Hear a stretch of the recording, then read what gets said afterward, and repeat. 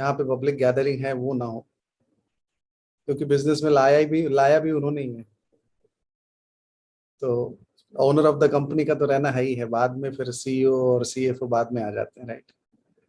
सो मेरा नाम श्रवण है, एंड वैसे हमारे जो रूट्स हैं that belongs to UP. I am properly, मतलब हमारा रूट्स अयोध्या का है, और पैदाइश मेड इन बॉम्बे।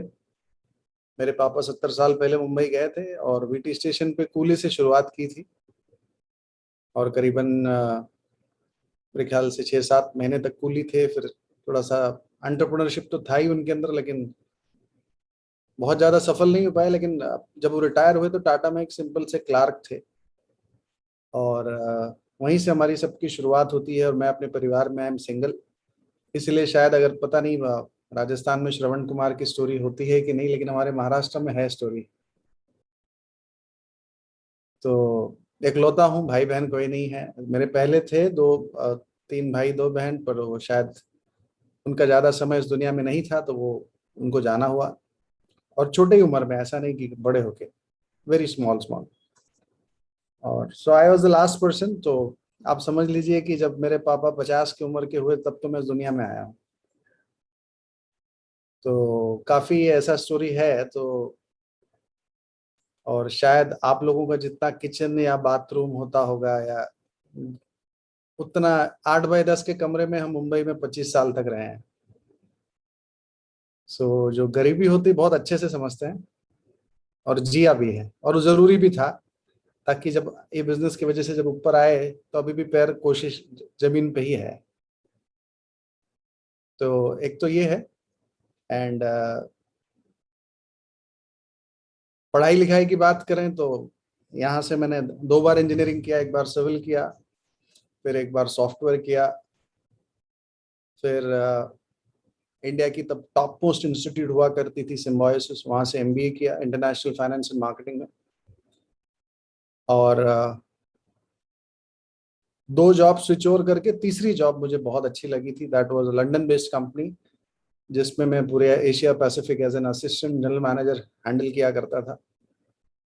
और मेहनत करने की लगन थी और ज़रूरत भी थी, क्योंकि 25 साल जैसे गुजारे थे वैसे नहीं गुजारना था। और खूब मेहनत किया। 4 साल में करीबन 13 प्रमोशन लिया। सेल्स ट्रेनी से स्टार्ट किया था और एजीएम बन चुका था। तो मतलब जिस कंपनी में मैं जॉब करता था वहां पे मैनेजमेंट में 55 साल के ऊपर वाले ही थे। मैं ही पहला व्यक्ति था जो 25 साल के अंदर वाला था। So things are going quite good. लेकिन फिर उस दौरान होता है ना कि ऊपर वाले को कुछ रचना रचनी होती है, तो ऐसे ही रच देते हैं।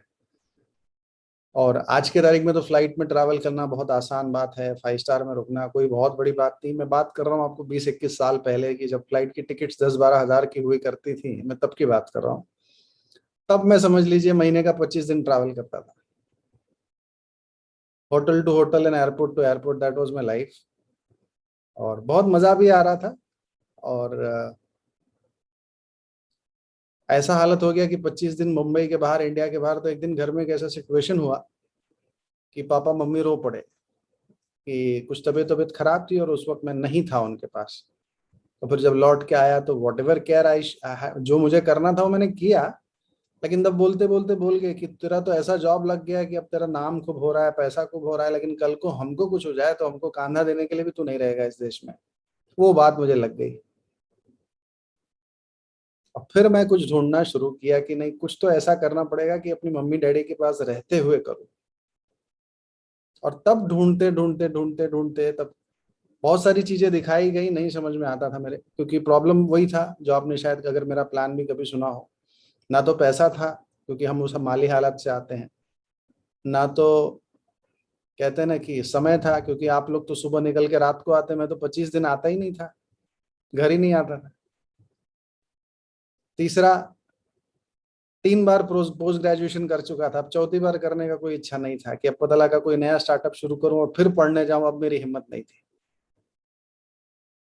और सबसे बड़ी बात है, गॉडफादर कोई मेरी जिम्मेदारी लेने को तैयार नहीं था कि यार कल को तू गिरेगा तो तेरा हाथ थाम लेंगे। और उसी दौरान ये business via via via via मेरे पास आया, और बड़े ही अजीब ढंग से आया।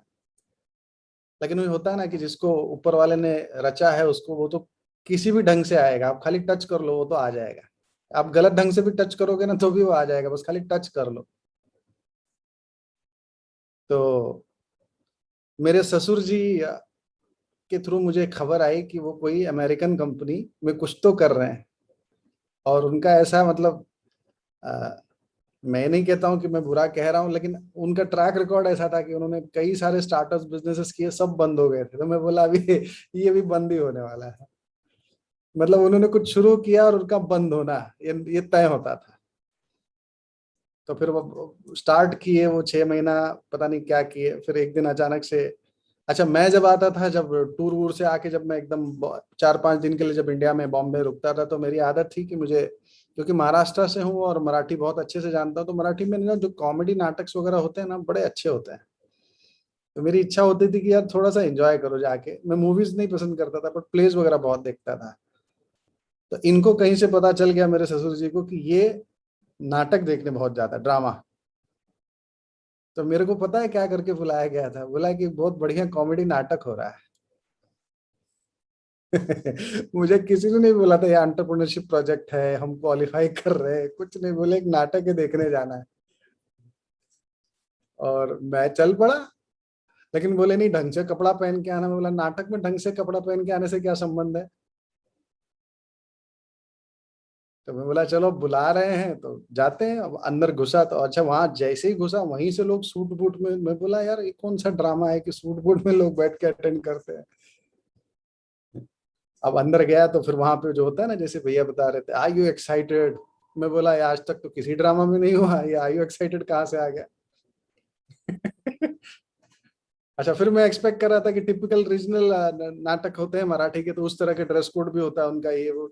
अच्छा, जो भी बंदा आ रहा है सूट में आ रहा है, मैं बड़े हैरत में पड़ा। फिर कहीं ना कहीं मुझे स्ट्राइक तो हो चुका था कि कुछ तो गड़बड़ है।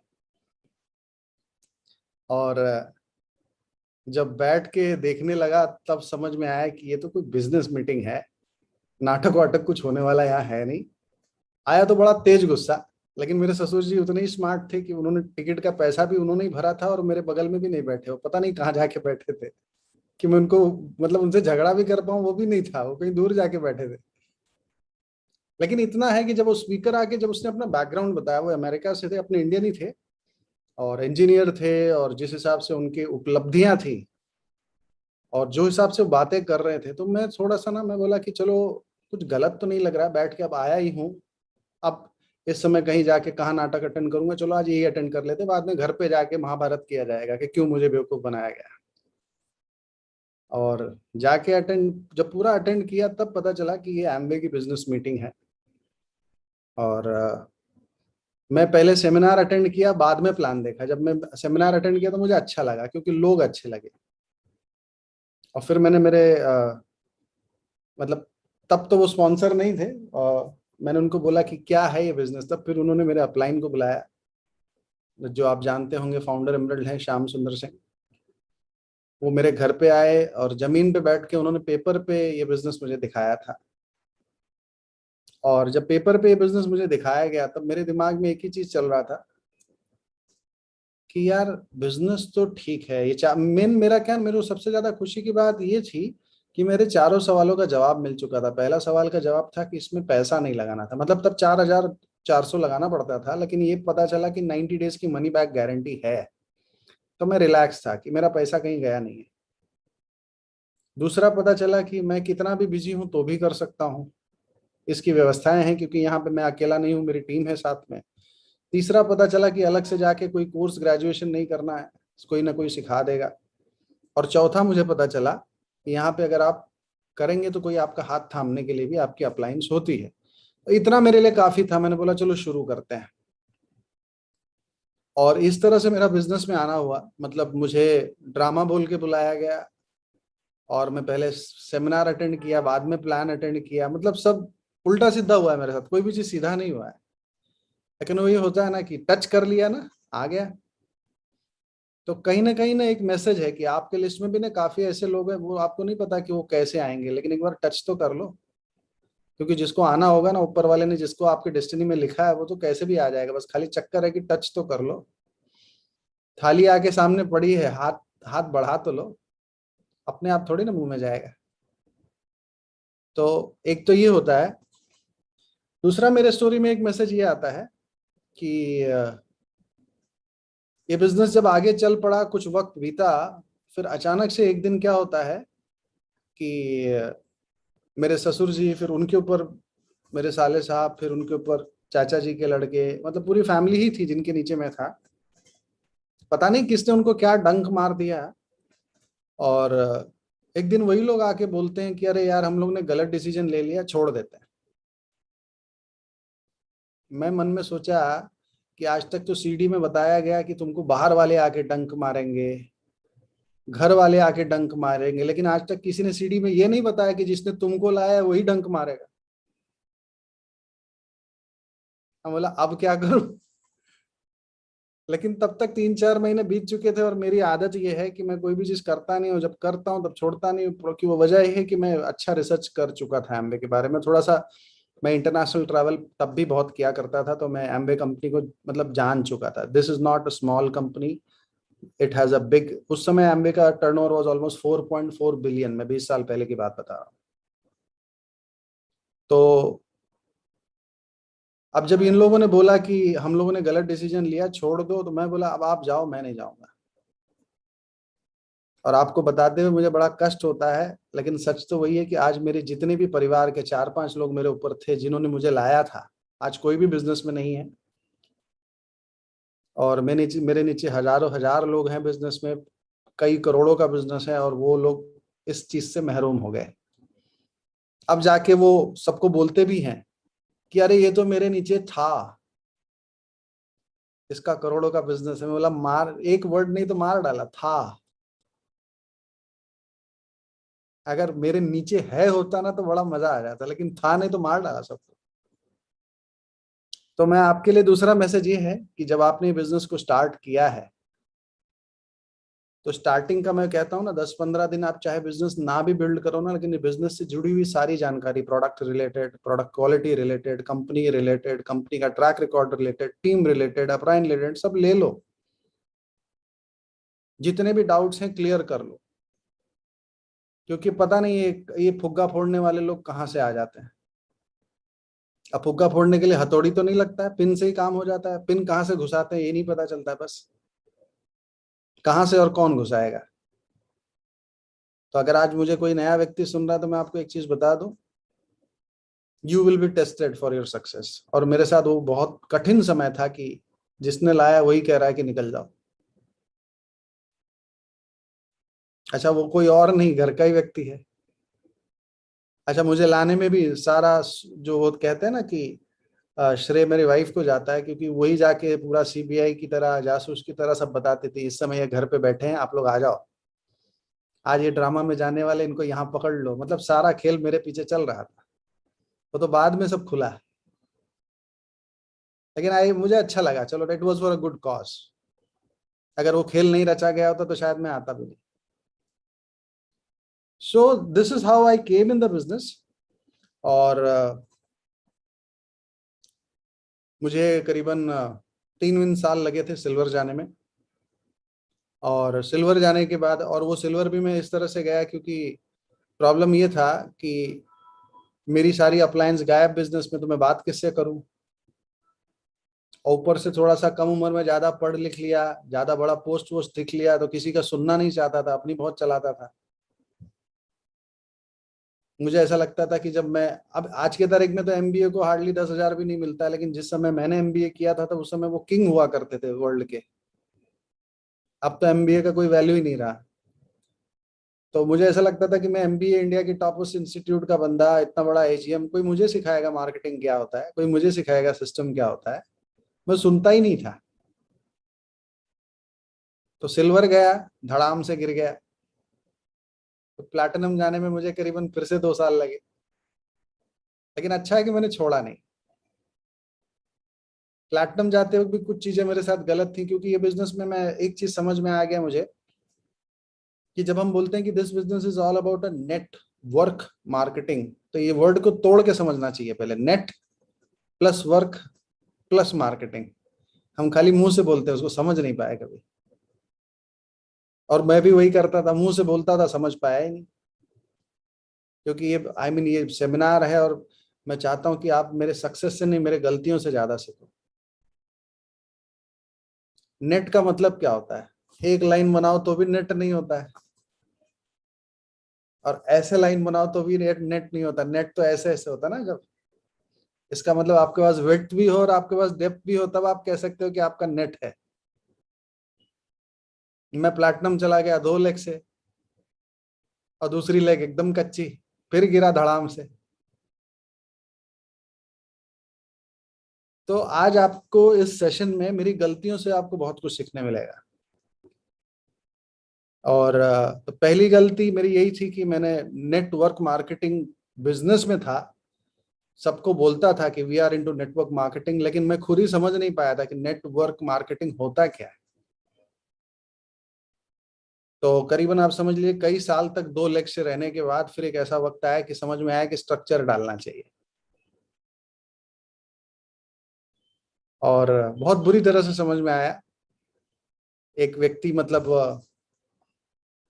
वो हमारे टीम से नहीं थे, लेकिन होता है ना कि भगवान को मैसेज देना होता है। जब आप दिल से लगे रहते हो ना, तो भगवान अपना मैसेज पहुंचा देते कहीं ना कहीं से। मेरा पहला मैसेज वो था कि जब मेरे जमीन पे बैठ के किसी ने पेपर में प्लान दिखाया था, तब मैंने यही सोचा था कि पता नहीं बिजनेस मेरे लिए है कि नहीं, लेकिन यार रोज ऊपर वाले की पूजा आराधना करता हूँ कि मैं बहुत मेहनत करना चाहता हूँ, मुझे एक प्लेटफॉर्म दे दो, मुझे लाइफ में ऊपर आना है।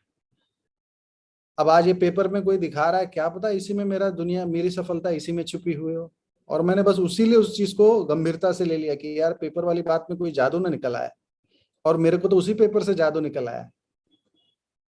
तो जिसने भी बिजनेस आपको दिखाया गया है ना, तो ये कोई अचानक हुई घटना नहीं है, ये प्रायोजित घटना है, जिससे आपका डायमंडशिप और क्राउन एम्बेसडरशिप तय किया जाएगा। और जिस भी सूरत में आपकी आपके अपलाइन से मुलाकात हुई है, या जिस भी सूरत में आपकी आपके स्पॉन्सर से मुलाकात हुई है, वो आपके लिए इतिहास बनने वाला है। कितने लोग ईश्वर को मानते हैं? आप हैंड रेस तो कर ही सकते हो। अगर आप मानते हैं तो एक चीज मान के चलिए कि आपका ये बिजनेस में आना कोई बहुत बड़ी घटना है। राइट।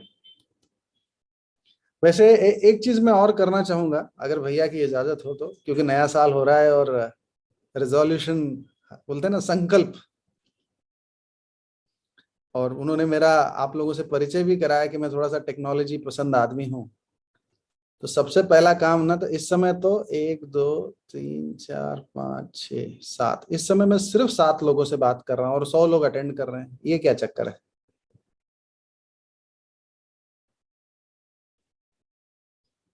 ये साल का सबसे पहला संकल्प होगा कि आप डिजिटली प्रेजेंट रहेंगे, डिजिटली एब्सेंट नहीं रहेंगे।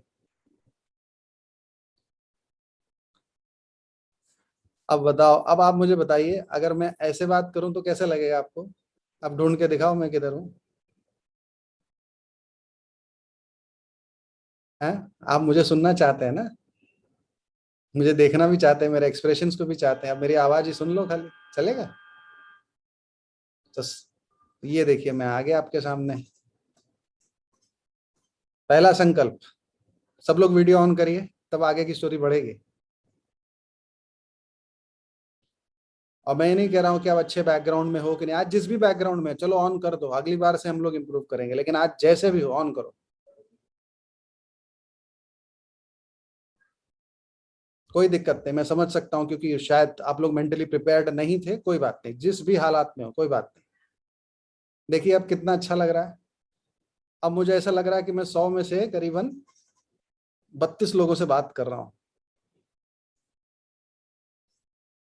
तो कितने लोग मेरे इस प्रॉमिस के साथ हैं कि आज के बाद आप डिजिटली प्रेजेंट रहेंगे, एब्सेंट नहीं रहेंगे? अगर आप बोलते हैं कि हम टेक्नोलॉजी के एज में हैं, डिजिटल एरा में हैं, तो फिर डिजिटली एब्सेंट कैसे रह सकते हैं आप? देखो कितना अच्छा लग रहा है। अभी आप देखना, मेरा बात करने का अंदाज भी अपने आप बदल जाएगा। आप सब आ गए ना? अब आप लोग खूब हंसेंगे।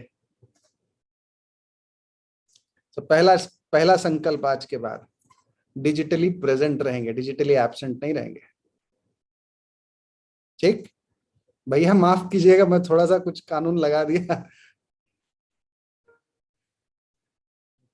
हमारे टीम में तो आई मीन लिटरली किसी को वीडियो ऑफ करना रहता है तो उसको एक दिन पहले परमिशन लेना पड़ता है कि सर मैं हॉस्पिटल में, मेरे कुछ दिक्कत है, मेरे को प्लीज आज अटेंड करने दीजिए एक दिन के लिए, ले मैं, नहीं तो हमारे यहाँ तो वीडियो ऑफ चलता ही नहीं है।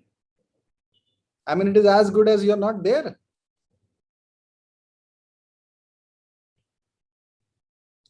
सो थैंक यू सो मच कि आप लोगों ने मेरे बात का मान रखा,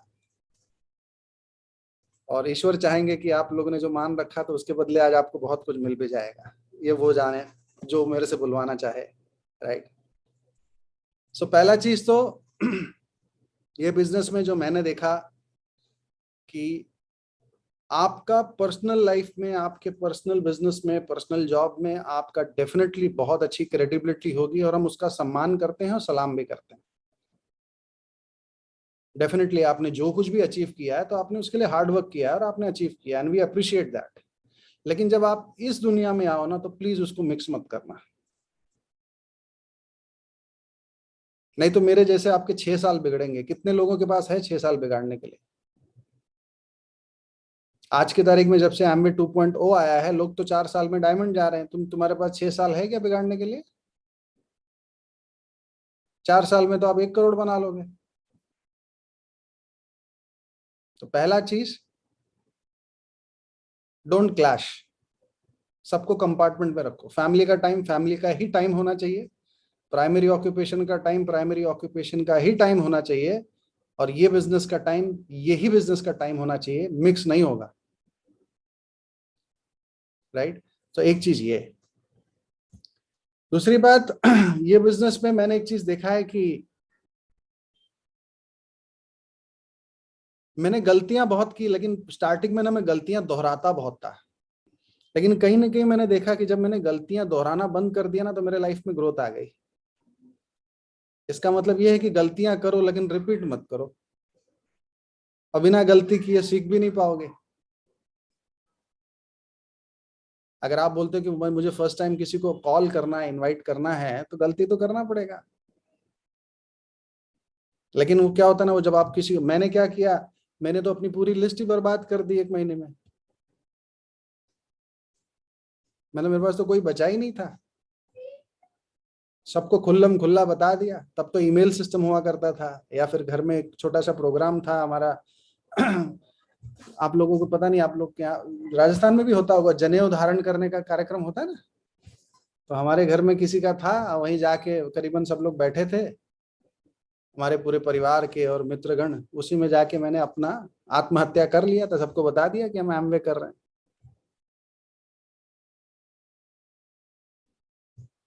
तो बड़ा आतंकवादी टाइप था, किसी का सुनता नहीं था। और इसके लिए भी वजह भी यही थी कि क्योंकि मेरा माई बाप भी जो जिन्होंने लाया वही छोड़ दिया, तो मैं जाऊं किससे बात करने के लिए? अगर कोई होता तो मेरे को संभाल लेता कि बेटा तू गलत कर रहा है, ऐसे नहीं होता है। लेकिन मेरे पास कोई था ही नहीं। बस इतना ही, वो जाते जाते उन्होंने मुझे 2-4 ओपन मीटिंग अटेंड करा दिए थे, सीडी बुक्स पे डाल दिए थे। उसी को सुनते सुनते मैं जी गया ये बिजनेस में, जब तक मेरी अगली अपलाइन नहीं आई। तो कहने का मतलब, इस समय जो आपकी लाइफलाइन बनी हुई है वो आपकी अपलाइन, या जो फिर इस समय हमारे पास सुमित जी का विजन 100 कैम्प, या जो चैनल के थ्रू जो भी आपका डायरेक्ट कनेक्शन आ रहा है, उसको पकड़ के रखो, वो आपको गिरने नहीं देगा।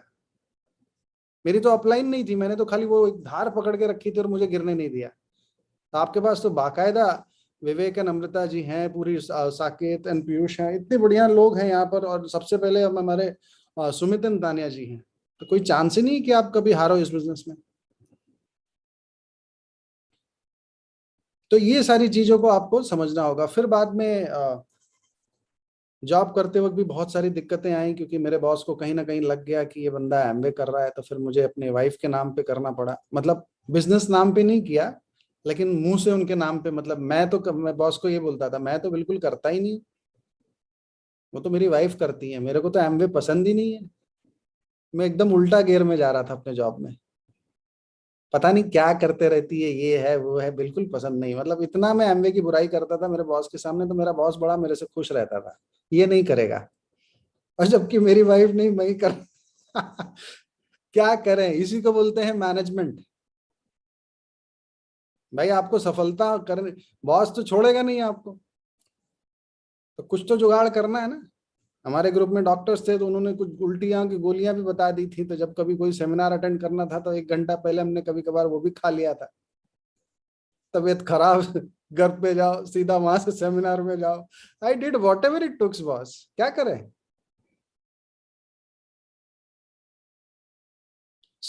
एक चीज आपको ये है कि जब आप कोई चीज करने निकलेंगे तो कुछ ना कुछ होता रहता है। लेकिन एक चीज, आप कितने लोग मानते हैं दुनिया में हर प्रॉब्लम का सॉल्यूशन है? पर चक्कर क्या हो जाता है ना, लोग प्रॉब्लम को सीने से लगाए घूमते रहते हैं, सॉल्यूशन भूल जाते हैं। आपकी कितनी भी दिक्कतें होंगी, इतना तजुर्बा है यहाँ पर जितने भी एमरल्ड्स प्लैटिनम्स एंड डायमंड्स बैठे हुए हैं, कि आपको लगता है कि उनके 20 साल में ऐसे तजुर्बा उनके साथ नहीं हुआ होगा? आप खाली एक बार बात करके तो देखो, वो आपको उसका आंसर देंगे कैसे हैंडल करते हैं। लेकिन जब बात ही नहीं करोगे, मन में ही मन जपते रहोगे, तो थोड़ी ना कोई वो खुद ही प्रकट हो जाएंगे कि लो मैं आ गया बच्चा, तुम्हारे को ये तकलीफ थी मुझे पता चल गया, ये तुम्हारा आंसर है। ऐसा नहीं होता है।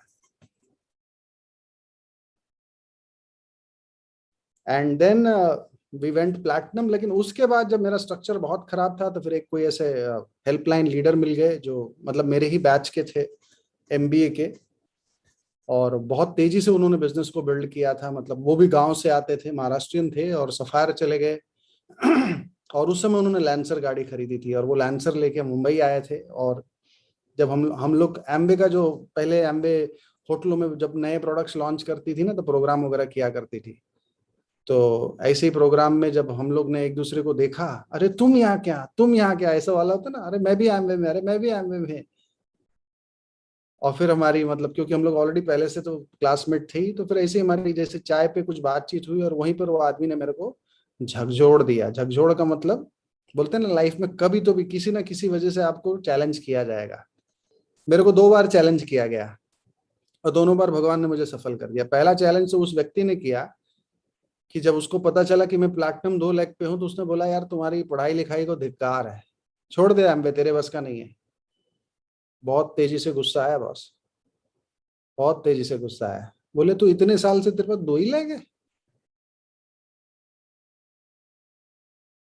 और मैं बोला क्या करूं, मेरा लिस्ट खत्म हो गया, मैंने सबकी हत्या कर दी। बोले चल मैं तेरे को कॉल कॉन्टेक्टिंग करके दिखाता हूँ। और वो बॉम्बे में एक दिन आया, मेरे घर रुका था, और वो सुबह से शाम तक एक दिन में करीबन उसने 12 से 13 कोल्ड कॉन्टेक्टिंग किया था उस वक्त। इतना कॉन्फिडेंट बंदा है कि वो जाके ना किसी के पीठ पे ऐसे धाड़ करके मारता था, अरे रमेश तुम यहाँ क्या कर रहा है, तो वो पलट के, मैं रमेश थोड़ी, ओ आई एम सो सॉरी मेरा नाम ये है। इस तरह का वो बंदा। मैं ऐसा मुंह पे हाथ रख के बैठा, मुझे लगता है किसी ने बहुत कस के लाफा मारा मेरे को। और उसी के बाद पता नहीं बॉस क्या भगवान ने भूत सवार कर दिया मेरे ऊपर। 7 महीने में कम से कम तीन, लगभग मैं बोल सकता हूँ 3 डजन से ज्यादा वेट डाला था। और जो भगवान ने उस वक्त से स्ट्रक्चर बनाया, या जो प्रॉफिटेबिलिटी का जो स्वाद मिला, आहा। तो कहने का मतलब दोस्तों, मैं भी वही हूँ, 7-8 साल तक 2 लेग पे रहा हूँ। मैं भी वही हूँ, सिल्वर जाने के बाद गिर गया धड़ाम से, प्लैटिनम जाने के बाद गिर गया। और भैया ने बोला ना कि ये बिजनेस में आने के बाद क्या फर्क पड़ा, तो मैं भी वही हूँ कि उसके बाद मैं प्लैटिनम और फाउंडर प्लैटिनम एक ही साल गया। मैं ही वही हूँ कि मैं 13 महीने तक रूबी था। मैं ही वही हूँ कि सफायर और फाउंडर एक ही साथ गया। और मैं ही वही हूँ कि एमरल्ड और फाउंडर एमरल्ड एक साथ गया। तो कोई बड़ी बात नहीं है, आप भी कर सकते हैं। कोई बड़ी बात नहीं होता ना कि, इसलिए मैं आज आपको अपना फेलियर बताना ज्यादा इंटरेस्टेड हूँ, ताकि नहीं तो कई बार लोग बोलेंगे नहीं ये तो तुम ही कर सकते हो। अगर आपको ये मैसेज आता है ना कि मैं ही कर सकता हूँ, तब तो मेरा ये मैसेज सेमिनार करना गलत हो गया। लेकिन अगर ये मैसेज आता है कि ये तो हम भी कर सकते हैं, तो फिर समय आज का सही हो गया। So I took long time because of my mistakes. And फिर बाद में एक सपना था कि बॉम्बे में समुंदर किनारे घर होना चाहिए। और मैं, और आजकल बॉम्बे में जो लोग बॉम्बे आए होंगे वो जानते हैं, वो ज्यादातर सब बॉम्बे से बाहर निकल निकल के घर ले रहे हैं। मेरा तो सपना था कि साउथ बॉम्बे में ही घर रखूंगा, समुंदर किनारे। और आप लोगों के आशीर्वाद से आज उसी घर में बैठा हूँ, समुंदर किनारे वाले ही घर में, कि एक तरफ मैं आपको देखता हूँ, एक तरफ लहलहाता समुंदर को देख रहा हूँ। ये बिजनेस की देन है। मेरा एक सपना था कि गोल्फ कोर्स में बंगलो होना चाहिए। किसको क्या पता था कि अगर आपके पास प्लेटफॉर्म हो, अगर आपके पास अच्छा मेंटर हो, तो हो सकता है। भगवान ने वो सपना भी पूरा कर दिया। मेरा ये सपना भी था कि 2 साल से लॉकडाउन लोग कहते लगा है, मेरे लाइफ में तो 18 साल से लगा है। मैं 24 की एज में एमवे शुरू किया था, and at the age of 27 I took an off from my job, क्योंकि एमवे से उतना पैसा आने लगा था कि मैं सरवाइव कर सकता था। और उसके बाद फिर मेरे अपने सॉफ्टवेयर के बिजनेस में भी मैं उतर गया, क्योंकि जिसमें मैं एक्चुअल में खिलाड़ी था। और एमवे दोनों करते करते मैं काफी आगे निकल आया, तो वो भी किया मैंने। ट्रैवल की बात करूं तो अकेले तो बहुत घूमा था, लेकिन वाइफ के साथ सिर्फ गोवा घूमा था, या पूना, लोनावाला, महाबलेश्वर, खंडाला, यही सब घूमता था। लेकिन ये बिजनेस के थ्रू सब कंट्रीज घूमे हैं, सब कंट्रीज।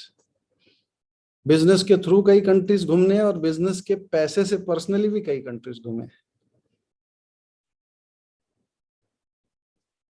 और मैं आपको बता दूं, मतलब ये बिजनेस ने ही मुझे और मेरी वाइफ को, बोलते ना, क्योंकि मेरी शादी जब हुई तो आप मानेंगे नहीं, मैं 20 या 21 साल का था जब मेरी शादी हो गई थी। I mean we are almost completing 26 या 27 ईयर्स ऑफ मैरिज। सो और पापा ने बोला कि बेटा इससे करना है, कर लिया। पूछा भी नहीं कौन हो, कहाँ से आए हो, कितने पढ़े लिखे हो, कुछ पूछा नहीं।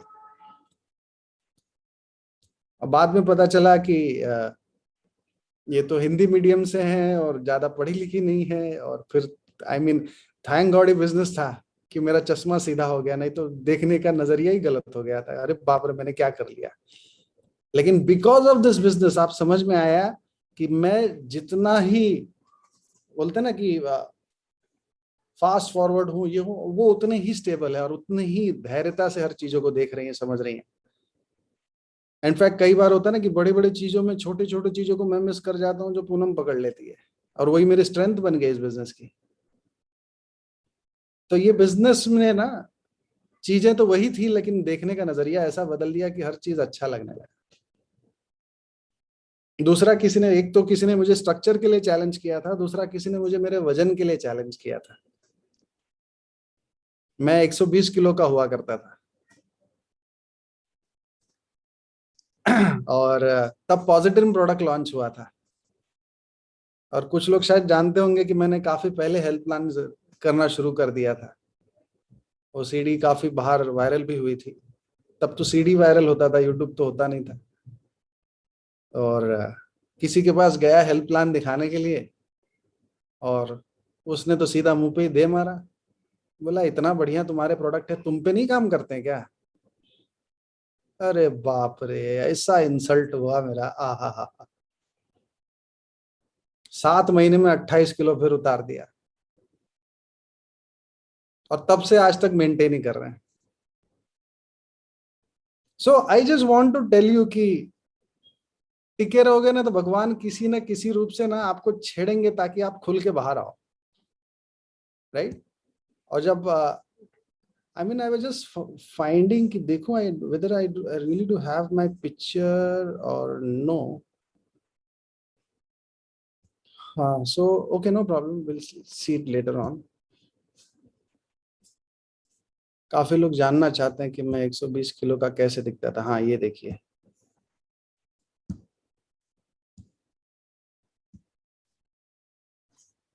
ये देखिए, दिस इज मी। पंकज टिटोरिया जी मेरे से पतले दिखते हैं। ये देखिए, ये देखिए विजय प्रकाश जी उस समय।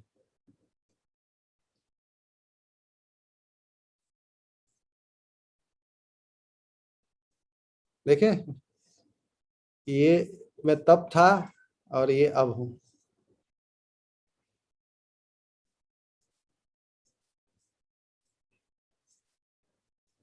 सो कहने का मतलब, कोई चैलेंज कर रहा है तो चैलेंज एक्सेप्ट कर लो ना यार, क्या दिक्कत है। एक जगह वेट कम करने की बात थी, एक जगह वेट बढ़ाने की बात थी, दोनों चैलेंज एक्सेप्ट कर लिए।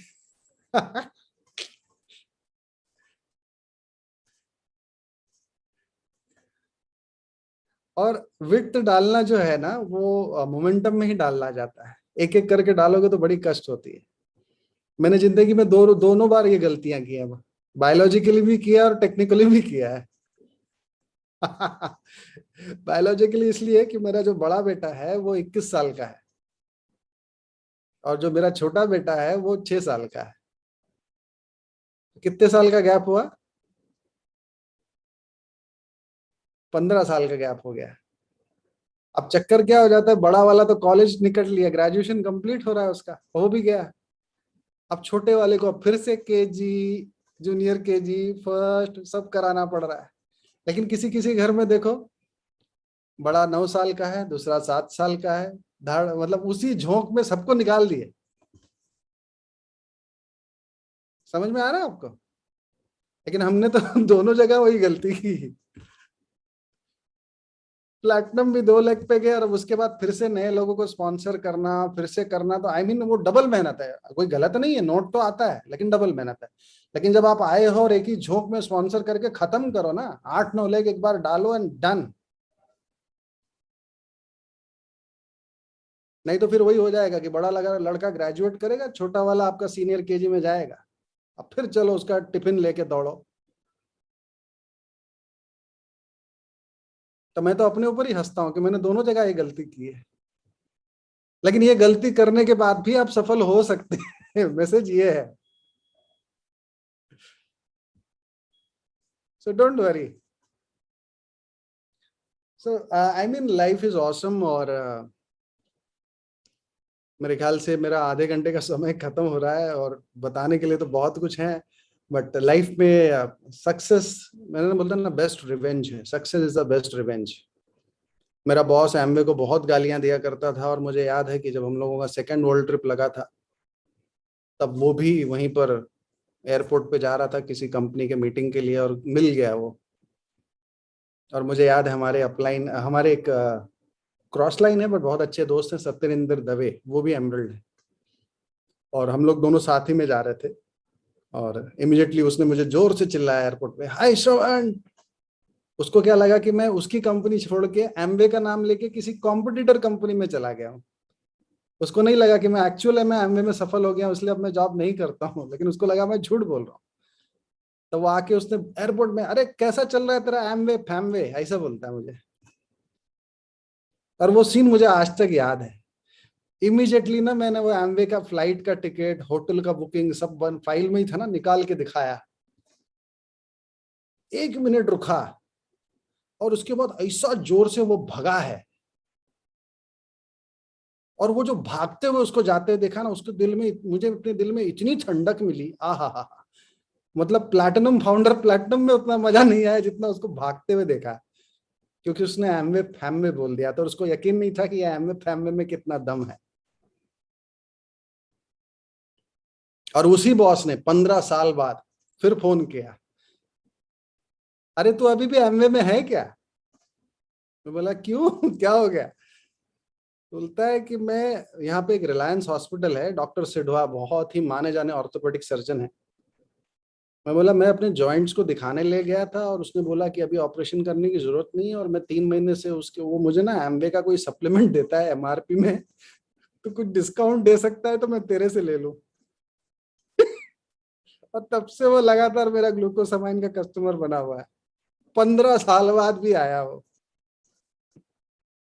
सो कहने का मतलब, अगर आप टिके रहोगे ना तो लोगों को तो आना ही पड़ेगा, जाएंगे कहाँ? लेकिन आप टिके रहोगे तो। So I mean, it was wonderful talking to श्रवण दुबे जी का, और बहुत सारे नोट्स अब हम बनाने वाले हैं। Sir welcome again. I mean, thank you so much. कितनी सारी मेमोरीज हैं चेरिश करने के लिए, right? It's always a pleasure. So second session जो है, क्योंकि नया साल है ना, तो मैं हमेशा रेजोल्यूशन के तौर पे ही बात करूंगा।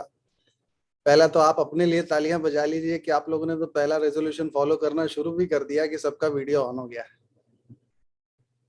मैं तो कह देता हूँ जिसका वीडियो ऑन रहेगा वही प्लैटिनम एमरल्ड डायमंड जाएगा, क्योंकि वो नजर आएगा ना। पहला चीज तो फर्स्ट रेजोल्यूशन। दूसरा रेजोल्यूशन जो है ना, वो यही साल नहीं, हर साल लेना चाहिए कि जब हम नए साल में आगे बढ़ेंगे तो हम पास्ट को भूल जाएंगे। आप पास्ट और फ्यूचर दोनों साथ में लेके नहीं चलते, पास्ट के सबक को साथ में लेके चलो, बाकी फ्यूचर की तरफ ध्यान दो, है ना। कई बार ऐसा होता है कि हम पास्ट को भी लेके, एक म्यान में दो तलवार नहीं रह सकती, या तो आप पास्ट में जिएंगे या तो आप फ्यूचर में जिएंगे। So, I mean, there is a lot of things to learn from past. So take those takeaways and just move on. एक तो ये है। दूसरा ये है ना कि अब हम शब्दावलियों को शब्दावली तक ही नहीं रखेंगे, उसको हम लोग उसको यथार्थ करेंगे। जैसे अगर हम नेटवर्क मार्केटिंग, तो अब आपके पास नेट भी होगा, आपके पास वर्क भी होगा, काम, और जो आपने नेट बनाया और जो आपने वर्क किया है उसका मार्केटिंग करना। नेट क्या बनाया, अच्छा स्ट्रक्चर है। वर्क क्या किया आपने कि रोज आप लोग जितना भी टाइम, अगर कोई फुल टाइमर है, कोई 8-10 घंटा, कोई 4-6 घंटा, कोई 1-2 घंटा, जो जैसे भी दे रहा है, ईमानदारी से दीजिए और उसी का ही लोगों को जाके बताइए। So net plus work and then market it. बोलते हैं ना कि you should have the right culture, you should have the right structure and you should have the right numbers, right. तो एक चीज ये है। दूसरा, ये बिजनेस में आप चीज ये बिजनेस जो है ना, वो ओवर एक्सपेक्टेशन का गेम नहीं है, नंबर गेम है। तो कई बार जब हम आते हैं तो हम ओवर एक्सपेक्टेशन के चक्कर में ना हम अपने आप को मायूस करने लगते हैं। नंबर गेम आप समझते हैं ना, कि आप 10 अनप्रोफेशनल प्लान भी दिखाएंगे तो भी दो लोग तैयार हो जाते हैं, और 10 प्रोफेशनल प्लान भी दिखाएंगे तो भी चांसेस है कि 6-7 लोग मना कर दें। तो इंपॉर्टेंट क्या है, प्ले विद द नंबर्स। पर इसका यह मतलब नहीं कि अगर 10 ना बोलना ही है तो फिर सीखने की क्या जरूरत है। एक कहावत है, वॉच योर बैक। अब क्या होता है ना, जैसे जैसे मार्केट मैच्योर हो रहा है तो आपको you have to take care of the word, जिसको हम बोलते हैं watch your back. Watch your back का मतलब ये है कि लोग आपके बिजनेस में आए या नहीं आए, आई डोंट केयर, लेकिन वो आपके पीछे आपके बारे में क्या बोलते हैं, वो दैट आई रियली केयर। और आज का वक्त ऐसा है कि अब लोगों ने एम्वे को कई बार सुना हुआ है, लेकिन जब आप प्रोफेशनली ट्रेंड बंदा, एक प्रोफेशनल की तरह जब जाएंगे तो उनको वो कॉम्प्लीमेंट देना ही पड़ेगा कि बॉस, एम्वे तो कई बार देखा, लेकिन जिस तरह आप बताते हैं वो किसी ने नहीं बताया, इसलिए मुझे आप शुरू करना है। तो अब क्या होता है ना कि वो कॉम्प्लीमेंट मायने रखता है। तो इसलिए जो भी आप सीखेंगे उसको प्रोफेशनलिज्म में कन्वर्ट करना। और प्रोफेशनलिज्म का मतलब क्या होता है, रिहर्सल करना। आई मीन, अगर आप किसी को सोशल मीडिया के थ्रू कनेक्ट कर रहे हैं, अगर आप किसी को फोन कॉलिंग के थ्रू कनेक्ट कर रहे हैं, पहले रिहर्सल करना। आप किसी को फोन कॉल करने की कोशिश कर रहे हैं ना, तो एक बार ऐसे ही अपने मोबाइल में ऑडियो उठाओ और ऐसे ही हेलो करो और अपने आप को ही रिकॉर्ड करो, किसी को फोन मत करो, और फिर बाद में ना अपने आप को ही सुनो। मन करेगा कि मोबाइल उठा के पटक दूं। सबको लगता है ना कि हम किशोर कुमार हैं, एक बार अपने आवाज रिकॉर्ड करके सुनो तो सही। नहीं मोबाइल पटका तो देखो। सो क्या होता है कि आवाज कैसी भी हो, लेकिन रियाज जब हो जाता है ना, तो जिस भी आवाज में आप हो ना, आप सुरीले लगने लगते हो। तो इसलिए खाली इंफॉर्मेशन लेना इंपॉर्टेंट नहीं है, इंफॉर्मेशन का रिहर्सल बहुत इंपॉर्टेंट है। आप जिस भी स्वरूप में कर रहे हैं, लोगों को कनेक्ट करने का काम, जिस भी स्वरूप में, rehearsal is the most important key thing for this era. आप किसी को प्लान दिखा रहे हैं, रिहर्सल। क्योंकि आज की तारीख में प्लान इंपॉर्टेंट रहा ही नहीं। प्लान के पहले जो आपकी बातें होती हैं शुरुआत करते वक्त, प्लान के दौरान जो ड्रीम बिल्डिंग की बातें होती हैं, और क्लोजिंग करते वो उसी से डिसाइड हो जाता है कि प्लान क्या होने वाला है। बाकी तो प्लान अब तो क्या रह गया, स्लाइड पलटना ही तो प्लान है। तो अंडरस्टैंड, पहला जब आप प्लान दिखाओगे तो आप ट्रेनर की तरह दिखाओगे, लेकिन ट्रेनर की तरह ही रह मत जाना, प्रोफेशनलिज्म में कन्वर्ट हो जाना। कुछ लोग ट्रेनर की तरह ही रह जाते हैं कि बस ये स्लाइड आया, इस पे मतलब कुछ तो भी मंत्र बोलना है, फिर अगला स्लाइड आया, फिर कुछ मंत्र बोलना है और कथा खत्म। नहीं, स्टार्ट में आप कथा करो चलेगा, गलतियां करनी चाहिए, लेकिन बाद में प्रोफेशनलिज्म में कन्वर्ट कर लो। सो ओवर एक्सपेक्टेशन गेम नहीं। नंबर गेम रहेगा, क्योंकि आपको कुछ ऐसे लोग भी मिलेंगे जो आपको बहुत टेस्ट करेंगे, तो इसलिए अगर आप नंबर गेम खेलेंगे ना तो you will come out of it. Popcorn theory जानते हैं आप लोग? पॉपकॉर्न थ्योरी सुना है कभी कि नहीं? आज विवेक भैया, अमृता जी, या फिर साकेत एंड पीयूष, इतने सारे लीडर्स यहाँ पर हैं। I could just remember Neeta and then Chandrakant also, आज मैं देख रहा हूँ। सो मैं अब सब याद आ रहा है अचानक से। सो अब क्या होता है कि हम ये बिजनेस में जो सीनियर लोग हैं, इनका काम क्या है? They create an environment for you and you have to come out of it. मतलब आपको उसमें से पक के बाहर आना है। वो चम्मच से पिलाने वाले नहीं है, they will create an environment for you. Popcorn theory क्या होता है? आप कभी भी देखो, मॉल में गए होंगे, बच्चों के लिए पॉपकॉर्न लिया होगा, तो वहां पे एक ऐसा बड़ा सा बर्तन रहता है, उसमें क्या किया जाता है? गर्माहट पैदा की जाती है, और उसके अंदर मकई के दाने डाल दिए जाते हैं, राइट? और कुछ लोग पक पका के बाहर निकल आ जाते हैं, फिर उसको किसी को स्वीट, किसी को कैरमल, किसी को सॉल्ट, राइट? लेकिन कुछ लोग नीचे ही बैठ जाते हैं, उनका क्या किया जाता है? कुछ लोग बड़े इमोशनल होते हैं ना, तुमको नहीं छोड़ेंगे हम। तो फिर वो क्या करते हैं, जो नीचे बैठ जाते हैं ना, उनको वो अपने बॉक्स में साथ में लेके थिएटर में भी चले जाते हैं कि इनको खाएंगे आज। तो ऊपर वाले तो जो पके थे उनको खाए तो मजा भी आया, ये नीचे, ये तो वहां पर भी नीचे ही बैठा हुआ है। और फिर जब आप इनको मुंह में डालेंगे कि इसको हम खा लें, तो आपका दांत टूट जाएगा, लेकिन ये नहीं टूटेगा।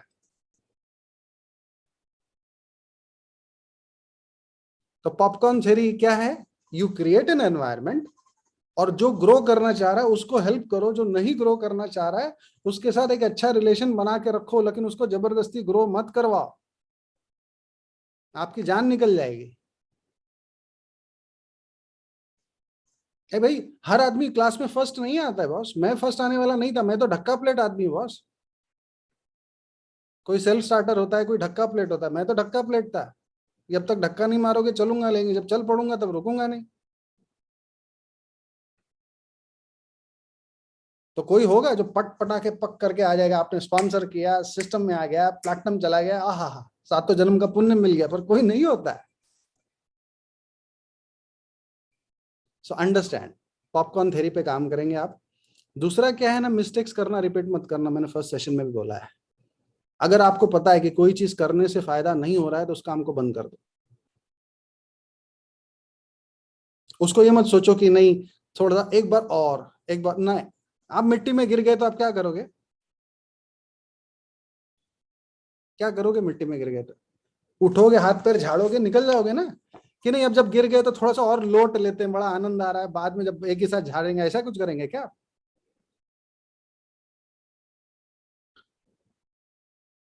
होता ना, किसी ने वजन कम करने का ठाना, और अचानक से दूसरे दिन सोशल प्रोग्राम आ गया, तो बोले बस थोड़ा सा मिठाई खा लेता हूँ, अब सुबह सोचा कि थोड़ा खा लेता हूँ, तो बोले अब आज का दिन खा ही लिया तो शाम को भी लड्डू मार ही लेता हूँ। अब जब ये हो गया तो ये हफ्ता नहीं, अगला हफ्ता।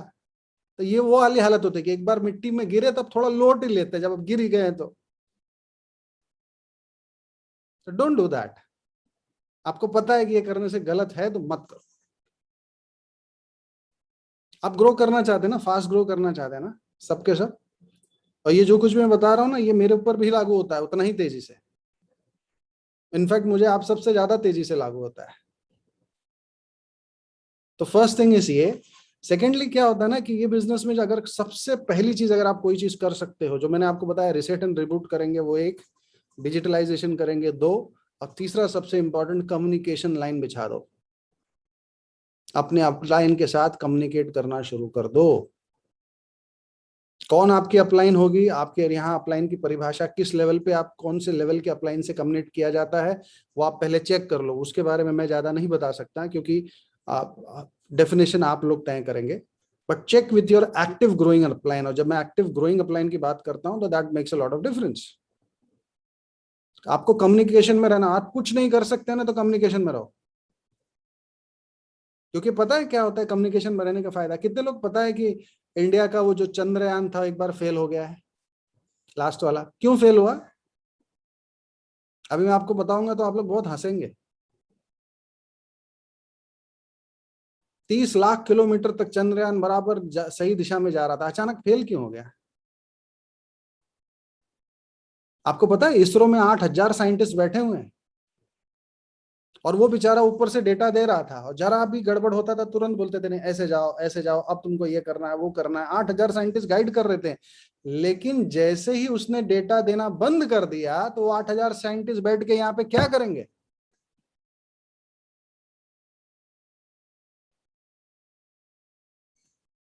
आवाज बराबर नहीं आ रही मेरी? नहीं, वो तो आंसर दे रहे हैं आपकी बात का कि कम्युनिकेशन लॉस्ट हो गया था। That is a good one. Wow. So कहने का मतलब क्या होता है पता है? हमारे एमवे बिजनेस में भी बड़े चंद्रयान घूम रहे हैं।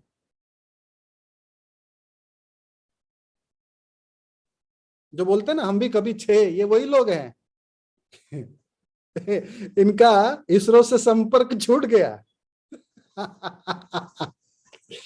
जैसे हमको बोलता है ना कोई आके कि सर हम भी एमवे में थे 2006 में, मन में बोलता हूं और एक चंद्रयान आया।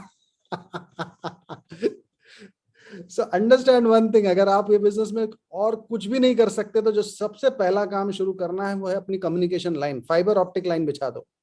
फिर उस फाइबर ऑप्टिक लाइन के थ्रू आप 2G देंगे कि 3G देंगे कि 4G देंगे कि 5G देंगे कि मोबाइल कनेक्शन देंगे कि टेलीफोन कनेक्शन देंगे कि DTH देंगे, क्या देंगे वो बाद में तय किया जाएगा, पहले ऑप्टिक लाइन बिछाओ। बी इन कम्युनिकेशन,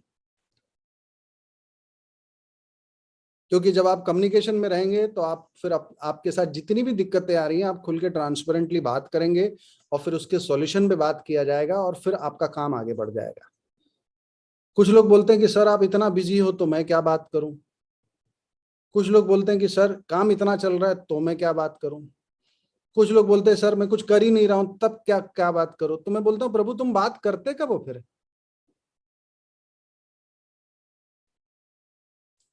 क्योंकि यही तो सिचुएशन है कि आपको ज्यादा बात करना है। अरे हम बिजी हैं तो किसके लिए? आप ही के लिए तो बिजी है ना। अगर आप जब बाकी लोग हमारा समय लेके बात कर रहे हैं तो आप क्यों नहीं कर सकते? So understand one thing. दूसरी बात क्या है ना कि खाली ये मत बोला करो पॉजिटिव पॉजिटिव पॉजिटिव का मतलब क्या है? हम ये सिस्टम में आते हैं ना तो बहुत पॉजिटिव पॉजिटिव पॉजिटिव का क्या मतलब? पॉजिटिव का मतलब ये है कि हर प्रॉब्लम से जो सॉल्यूशन ढूंढ निकाले वही बंदा पॉजिटिव है। बाकी पॉजिटिव बोल, खाली बाकी पॉजिटिव का एक्टिंग करता है, वो पॉजिटिव है नहीं। If you have any problem and if you know how to find out a solution, then you are actually a positive person. And diamond is all about finding solution for every problem, right? दूसरा, upline के अंदर मैंने एक चीज देखा है कि वो होता है ना, कहावत है कि if you are surrounded by the, I mean if you want to find genius within you, you have to be surrounded by genius around you. आप समझ रहे हैं इसका मतलब क्या होता है? अगर आपको अपने अंदर के जीनियस को बाहर निकालना है तो आपको अपने आवरण में जीनियस लोगों का एक आवरण क्रिएट करके रखना पड़ेगा। और ये जो आज ये 100 लोगों की जो ये आवरण क्रिएट है ना, ये जीनियस लोग हैं। इनके बीच में जब आप रहोगे ना तो कहीं ना कहीं आपके हर सवालों का जवाब मिलता रहेगा और आपके अंदर का एक नया व्यक्तित्व निकलेगा जिसकी आपने भी कभी परिकल्पना नहीं की होगी।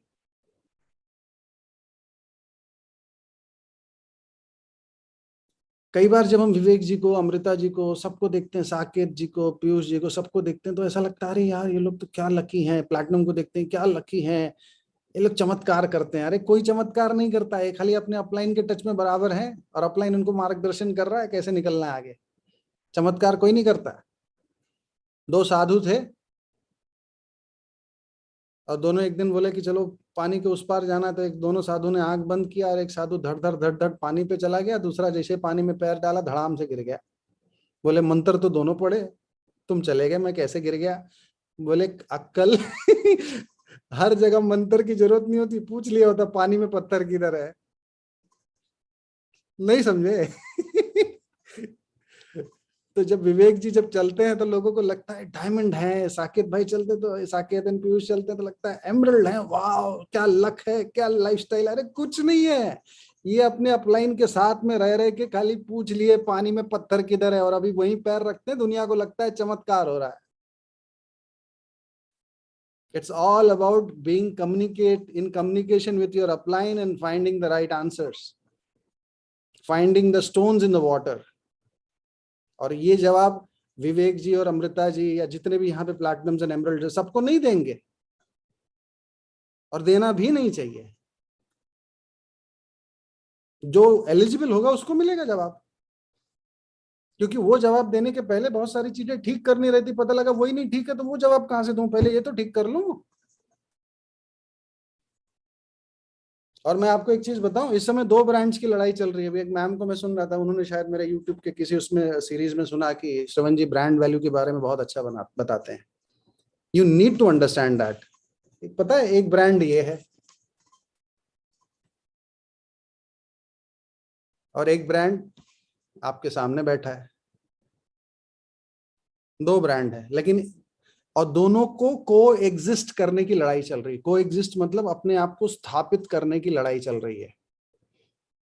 ये ब्रांड ने तो बाकायदा अपने आप को स्थापित कर दिया है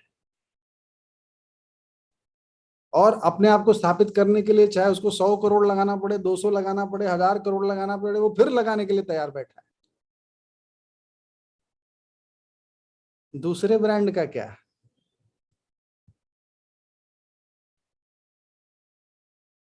आपको पता है ना, ये कंपनी को 2500 से 5000 करोड़ जाना है तो वो कुछ भी कर लेगी, प्रोडक्ट ले आएगी, ऑफर दे देगी, जो करना है कर लेगी, वो 5000 करोड़ कर जाएगी। पर दूसरे ब्रांड का क्या, वो डायमंड जाएगा क्या उसमें?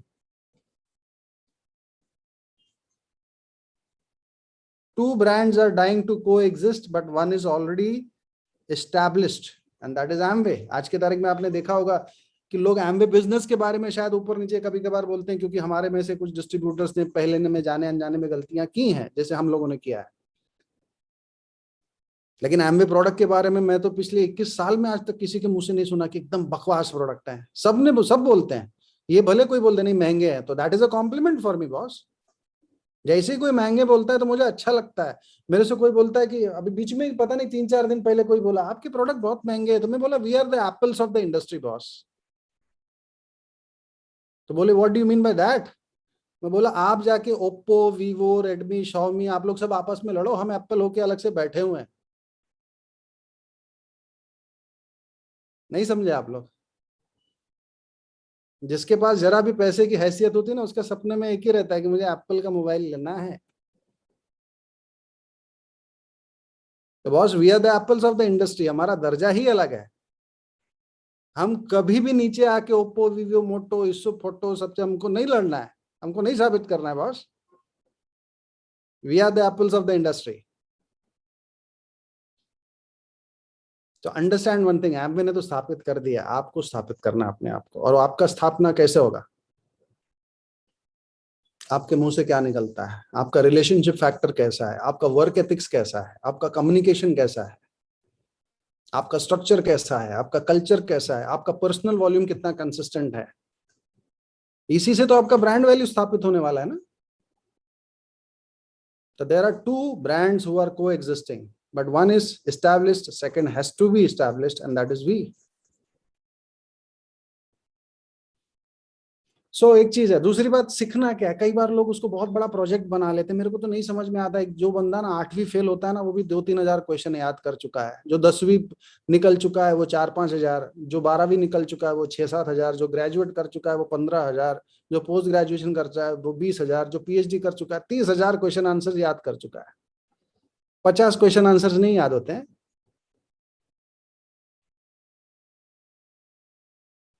30 हजार याद करके आए, 50 नहीं याद हो रहे हैं। फोन कॉल करना 1 पॉइंट, ऑब्जेक्शन हैंडलिंग करना 4 पॉइंट, प्रोडक्ट के लिए फोन कॉल करना 1 point, objection handling 4 point, 10 business plan 10 point, objection handling 4 point, 25 product demo 10 point, objection handling 4 point, 40 getting started में 5 पॉइंट, ऑब्जेक्शन हैंडलिंग 5 पॉइंट, खत्म business. क्या बचा? और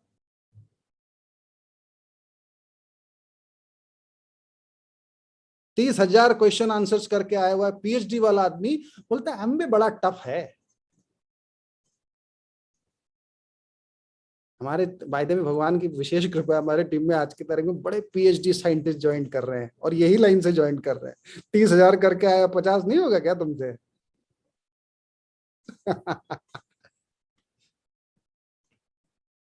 तो सिलेबस, अच्छा मजे की बात है, सिलेबस बदलता ही नहीं है। जब ज्वाइन किया था तब भी 50 पॉइंट, आज भी वही 50 पॉइंट। यहाँ 30,000 क्वेश्चन आंसर्स में कितनी बार सिलेबस बदला है, हे भगवान।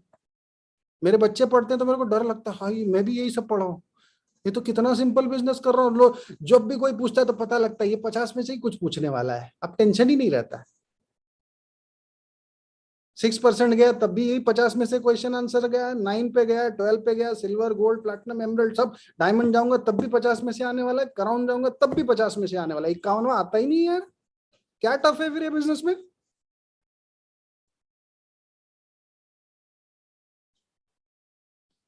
और वो 50 भी नहीं करना है, तब प्रभु इस धरती पे किस लिए अवतारण हुआ है आपका? मैं अपने टीम में बात करता हूँ ऐसे। सो आई मीन, एक चीज मानते हैं कि अगर ईश्वर ने कोई चीज बनाया है इंसान के लिए, वो भी आपको नहीं चाहिए। इंसान ने अपनी बुद्धि से बहुत सारी चीजें बनाया, वो भी आपको नहीं चाहिए, तो फिर आपको क्या चाहिए मुझे ये बताओ। ईश्वर ने नेचर सब कुछ बनाया, इंसान ने फ्लाइट, गाड़ी, घर, बंगले, टेक्नोलॉजी सब बनाया, ना वो चाहिए ना ये चाहिए, तो फिर क्या चाहिए? इंसान के पास एक ही शक्ति है, वो है सोचना, सपना देखना और पूरा करना। बाकी दुनिया में किसी जीव के पास नहीं। और अगर वही काम हम नहीं कर रहे हैं तो फिर क्या कर रहे हैं आप? किसी मछली को तड़पते हुए देखा है कि यार इसको स्विमिंग नहीं आता है? किसी बंदर को तड़पते हुए देखा है कि इसको पेड़ पे चढ़ना नहीं आता है? हंसोगे जब आप स्विमिंग मछली और बंदर को इस हालात में देखोगे। अगर इंसान को अगर देखोगे, इस ना तो सपना देखता है, ना मेहनत करता है, ना पूरा करना आता है, तो उस पर भी हंसी, ऊपर वाले को भी अच्छी हंसी आती होगी कि किसको मैंने भेज दिया यार नीचे।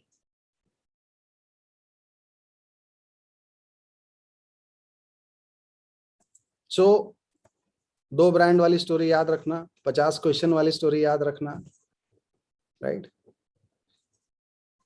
और लास्ट में एक ही चीज कहूंगा कि अगर ये बिजनेस में हमेशा एक्साइटेड रहना है, ये कुछ सत्संग वाला टॉपिक है लेकिन बहुत इंपॉर्टेंट टॉपिक है, मुझे इसको साइंटिफिक भी लगता है। मैं हमेशा अपने टीम में हम लोग बात करते हैं एसएमएस सिस्टम, हम बात करते हैं एसएमएस। पता नहीं आप लोगों ने सुना होगा कि नहीं। एसएमएस का मतलब होता है सोल, माइंड एंड सेंस। तो कुछ लोगों का कंट्रोल होता है, वो सोल से माइंड को जाता है, माइंड से सेंस को जाता है, वो एक्चुअली होना ऐसा चाहिए। लेकिन कुछ लोगों का उल्टा आता है, सेंस से माइंड को जाता है और माइंड से सोल पे जाता है। और यही वो लोग हैं जो हमेशा मैंने देखा है फ्रस्ट्रेट, इरिटेट, डिमोटिवेट सब इनको होता है। आपको पता है आपका माइंड और सेंस ना रहे और सोल रहे तब भी आप जिंदा रहेंगे, हाँ या ना?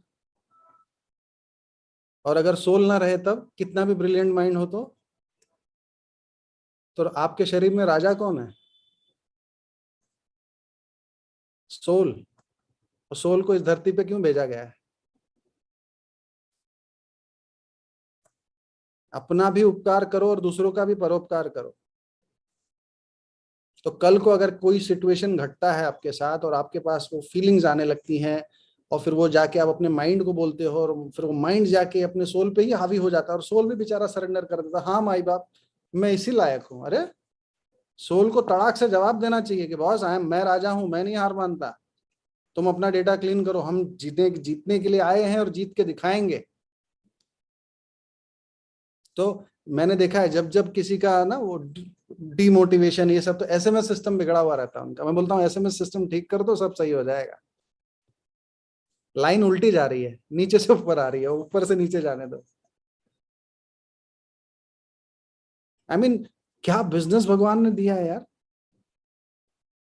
एक्चुअली सुधा जी जब बोलती है ना तो पहले मैं सोचता था यार ये कितना ये पॉजिटिव बोलती है, कितना ये सत्संगी लेडी होगी, ये मेरे समझ में कुछ नहीं आता था, अच्छा लगता था बस। लेकिन अब जाके समझ में आ रहा है जब वो बोलती है कि तुम भगवान की बनाई हुई सबसे बेस्ट क्रिएशन हो, ये हो वो। जब सुधा जी बोलती थी तो पहले सच बोल तो मेरे सब बाउंसर जाता था मेरे। लेकिन अब समझ में आया कि उसमें कितना मीनिंग था। हम शहनशाह की औलाद हैं, किसको बोल रहे हैं? सोल को बोल रहे हैं, याद दिला रहे हैं कि boss, you are not there to compromise, you will have to fight back. तो एक चीज यही है कि एसएमएस सिस्टम ठीक करिए। एंड फाइनली, आपको पता है कि वो एवरेस्ट पहाड़ पे सबसे पहला आदमी कौन चढ़ा था?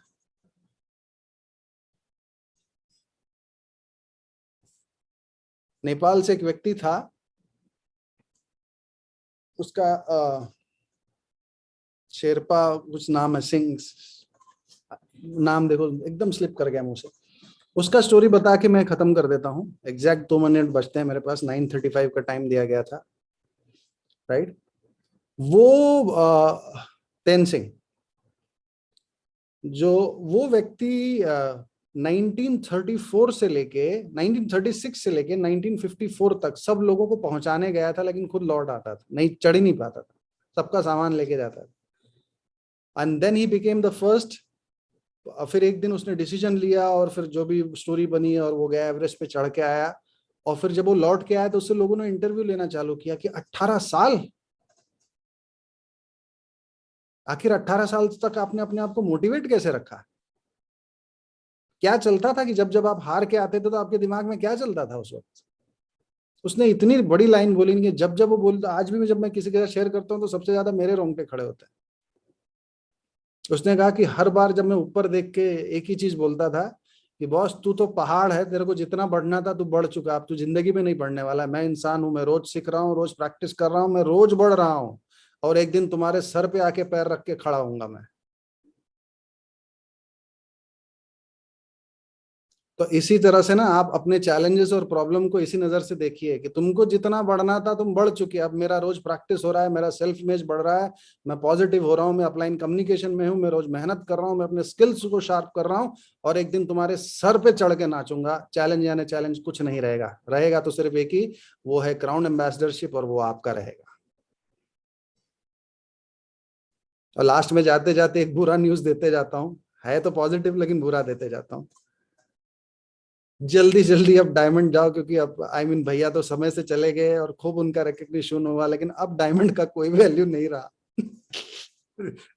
भैया सही समय पे निकल लिए, उनका तो एकदम दामाद की तरह ट्रीटमेंट हुआ है। आज के तारीख में इंडिया में कोई डायमंड जाता है तो अभी आता है ना वो बुक में, ये डायमंड गया, वो डायमंड गया, तो हम लोग देखते हैं। आप वो कई बार वो बंदा किसी मीटिंग में भी आ जाता है, और एक दिन ऐसे हमारे ओपन मीटिंग में एक आदमी हाथ उठाया, डायमंड पे हाथ उठाया। मैं बोला, मैं और इंडिया के डायमंड को नहीं जानू, ऐसे कैसे हो सकता है यार? वो बाद में आके अजीब सा नाम बताता, बोलता मैं डायमंड में। बोला, ये गया कब? तो हर चीज का राइट टाइमिंग होता है। अब तो ऐसा समय आ गया है कि जब आप ईडीसी डबल जाओगे तो दामाद का ट्रीटमेंट होगा, और 5-6 साल बाद तो ईडीसी डबल भी गए कचरा। And that is a good news for us, क्योंकि ये बिजनेस में जो भी बंदा डायमंड जा रहा है उसको रिकग्निशन नहीं मिल रहा है, लेकिन पैसा मिल रहा है। अब वो रिकग्निशन के लिए ईडीसी डबल की तरफ भागेगा वो, और थोड़े दिन में अगर आप ईडीसी डबल नहीं गए तो फिर वहां पे भी पैसा खूब मिलेगा, रिकग्निशन नहीं तो आप क्राउन की तरफ भागोगे। इसी वजह से इंडिया में सबसे ज्यादा क्राउन होंगे। पहले क्या होता था ना, प्लैटिनम को इतना रिकग्निशन मिल जाता था, 20 साल पहले की बात बता रहा हूं, कि वो फाउंडर जाने का मन ही नहीं करता था उसको।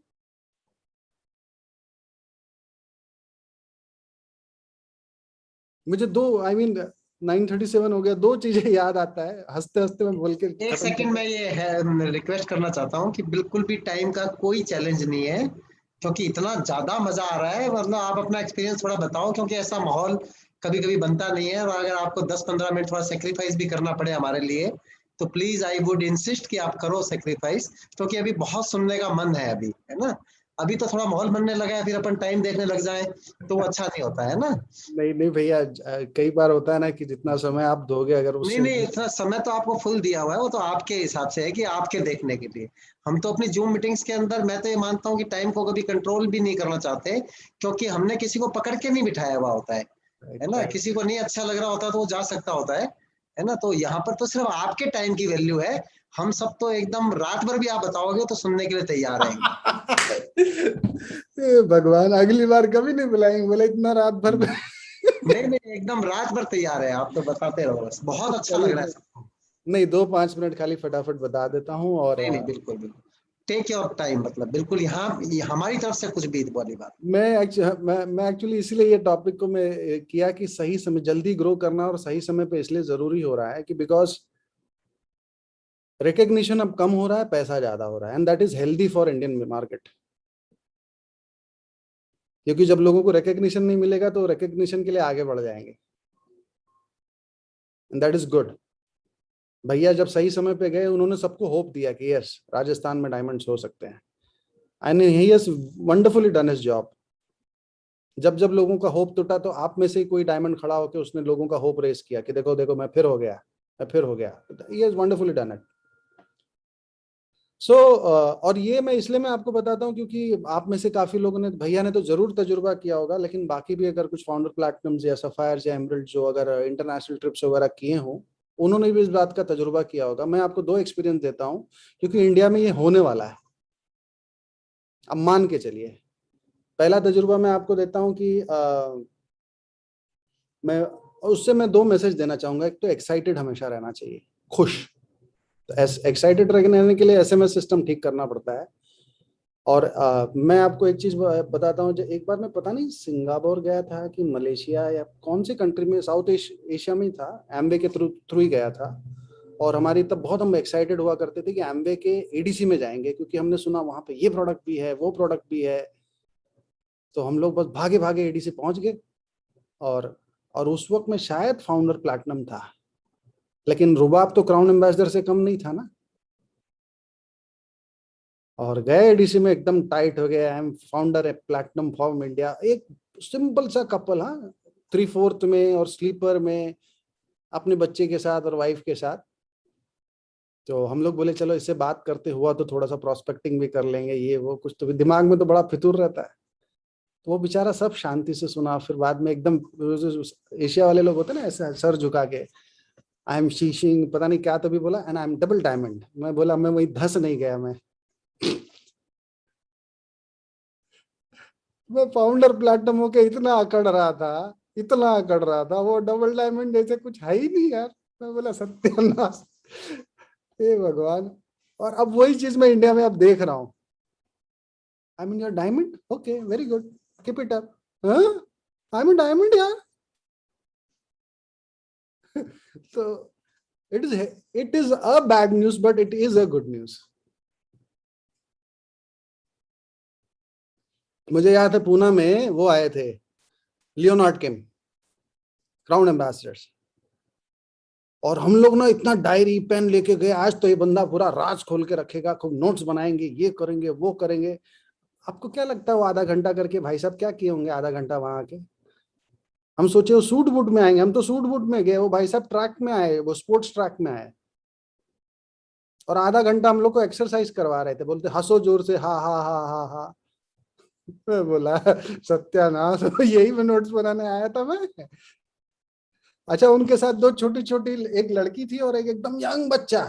मैं बोला शायद इनका कोई ट्रेनर वेनर होगा साथ में आके। तो बाद में फिर जब पूरा सब कंप्लीट करने के बाद फिर उनको इंट्रोड्यूस करा था, I have 2 friends who are also helping me in this exercise regime. मैं बोला पक्का ट्रेनर होगा।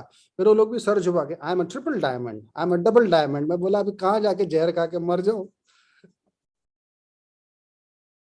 आई मीन इतने डायमंड्स और क्राउन को, आई मीन कुछ है ही नहीं मतलब।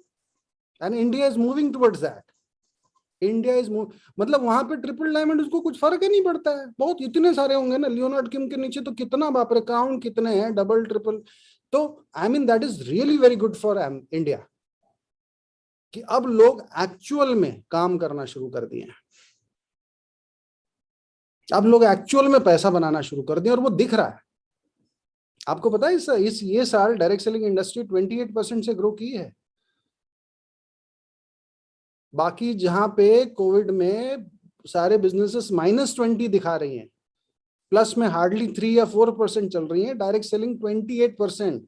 And to be specific, last year it was 13,070 crores, This year it is 16,776 crores.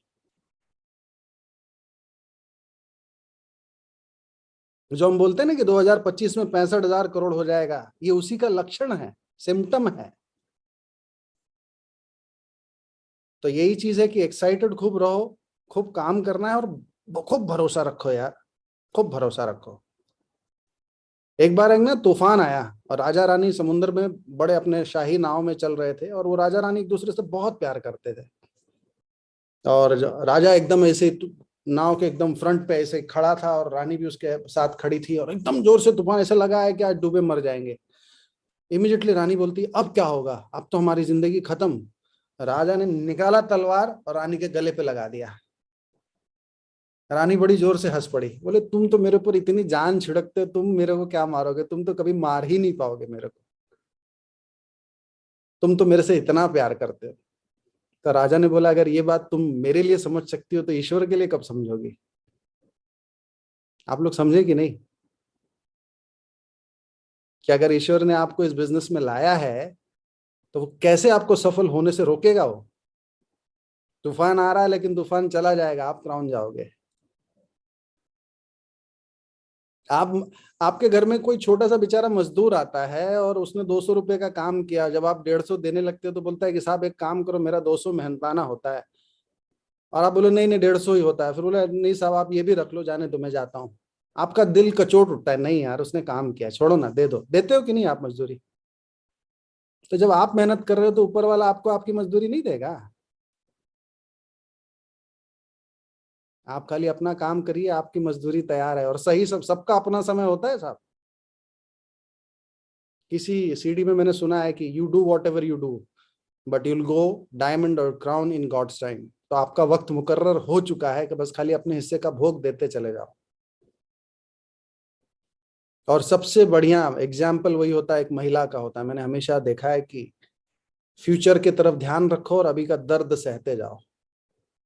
घर में संतान की जब प्राप्ति होने होती है तो 9 महीने तक सारे नेगेटिव सिग्नल्स आते हैं। पता है क्या सिग्नल आते हैं? उल्टी हो रहा है, पैर सूजन है, खट्टा खाने का मन करता है, दिमाग ठिकाने पर नहीं है, गुस्सा आता है। सब जाके डॉक्टर के पास जाके बोलते हैं, डॉक्टर बोलता है कॉन्ग्रेचुलेशन यू आर प्रेग्नेंट। तो यहाँ पर भी तो आप बोले सर जिसको बुलाता वो आता नहीं है, फोन उठाता है तो फिर मीटिंग में दिखता नहीं है, प्रोडक्ट बोले तो ऑर्डर देता नहीं है, जो ऑर्डर देता है तो सीरियस होता नहीं है। जाके अपलाइन को बोलो कॉन्ग्रेचुलेशन, अपलाइन भी बोलता है you are pregnant for diamond ship. तो ये तो आपके सिम्टम्स है कि आप ग्रो कर रहे हो, यही सिम्टम्स है कि आप ग्रो कर रहे हो। I am so excited, I mean मजा आ जा रहा है बॉस। फ्यूचर बड़ा धमाल का होगा। एंड सुमित जी ने तो वैसे ही विजन 100 कैम लग दिया है, कितना तगड़ा विजन देख लिया है। और वो तो हम लोगों की जिम्मेदारी होती है कि उसको पूरा करना है। हम लोगों ने तो हमारे टीम का नाम बहुत पहले से ही कैम टीम रख दिया था।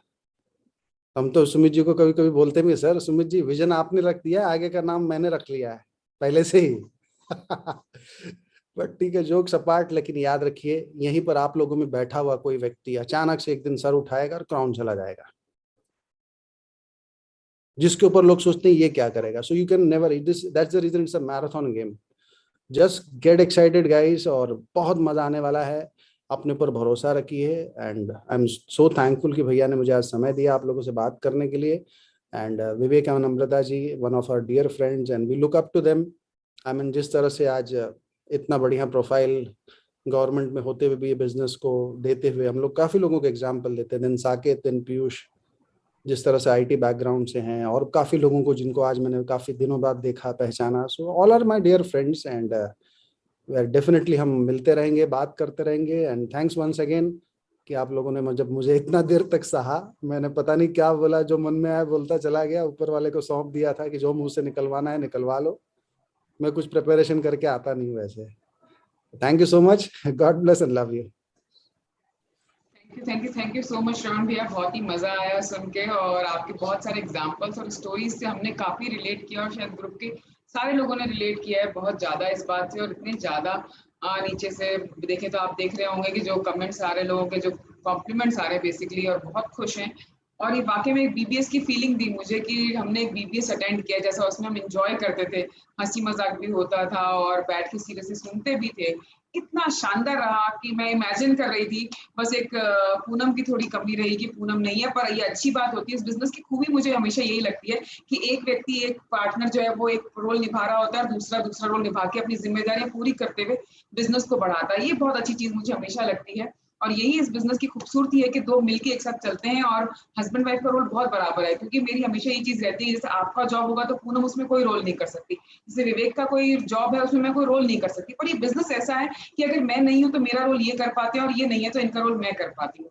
थैंक यू सो मच, आपने जो भी सिखाया वो टीचिंग बहुत शानदार थी, स्टोरीज बहुत मजेदार थी और मैंने वो सारी स्टोरीज अपने दिमाग में और लिखने में नोट कर ली है। मैं वापस से इनको यूज करने वाली हूँ और सबसे ये रिक्वेस्ट करूंगी कि आज की टीचिंग का अपने ग्रोथ में इस्तेमाल करें, क्योंकि नया साल शुरू हुआ है अभी हमारा और बहुत अच्छे टाइम पे मुझे लगता है कि हम खुशकिस्मत है कि शरण भैया का हमने पूरा ये सेमिनार सुना और उसको एंजॉय किया और लर्न भी किया।